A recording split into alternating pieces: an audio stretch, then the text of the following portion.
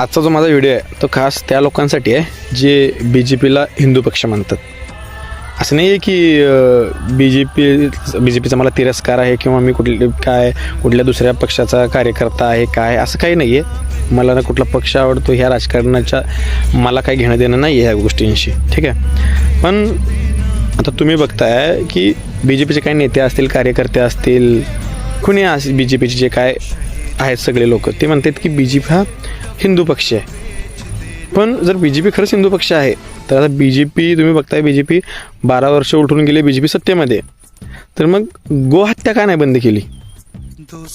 गोहत्या जर तुम्ही हिंदू पक्ष आहात तर तुम्ही गोहत्या बंद करा ना. आता आपण म्हणतोय की गोमाता आपली माता आहे, ती हिंदूंची माता आहे, गाय हिंदूंची माता आहे, तर तुम्ही गोहत्या बंद करायला पाहिजे.